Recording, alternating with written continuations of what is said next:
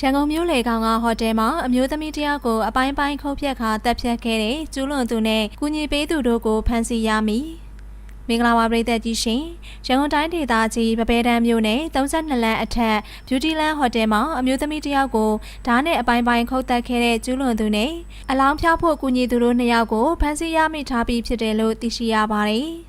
လူသတ်မှုကျူးလွန်သူဟာတာဂေတာမြို့နယ်အမတ်ခွန်အရှိရဲကွက်မှာနေထိုင်နေအသက်18နှစ်အရွယ်အောင်ခန့်ကျော်စင်ဆိုသူဖြစ်ပြီးအလောင်းဖျောက်ဖျက်ဖို့ကူညီသူကတော့ကျူးလွန်သူရဲ့ရည်စားဖြစ်သူ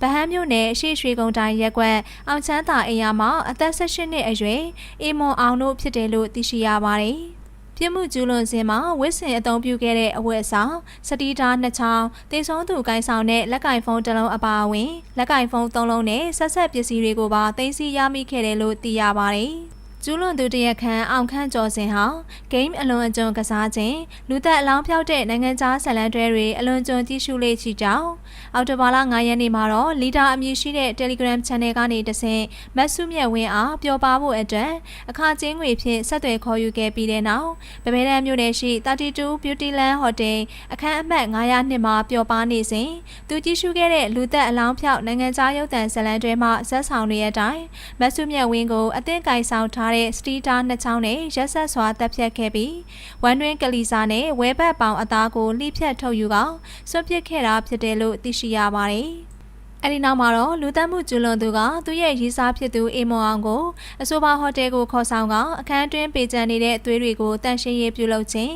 မတ်စုမြတ်ဝင်းရဲ့အလောင်းကိုဖျောက်ဖျက်ခဲ့တာဖြစ်တယ်လို့သိရပါတယ်။မနေ့ကဖမ်းလိုက်တယ်လို့တော့သိရတယ်။လူသက်ကားတွေအကြည့်များပြီးစိတ်တဆဆန်ဆန်တက်တယ်ဆိုတာကျွန်တော်ကတော့လက်မခံဘူး။လှုပ်ချင်တာလှုပ်ပြီးမှစိတ်တဆဆိုပြီးပြောလို့မရဘူးဟိုတယ်မှာ CCTV လည်းရှိနေတာပဲအလောင်းကလည်းဖြစ်တဲ့နေ့မှတက်ခံရတာမဟုတ်ဘူးတက်ပြီးကြာမှတီးကြတာဟိုတယ်ဝင်ထွက်တွေလည်းအကုန်လုံးတီးတယ်တက်တဲ့သူကတေးချကိုလှုပ်သွားတာကောင်မလေးနဲ့ပတ်သက်တဲ့ပစ္စည်းဘာမှမကြံဘူး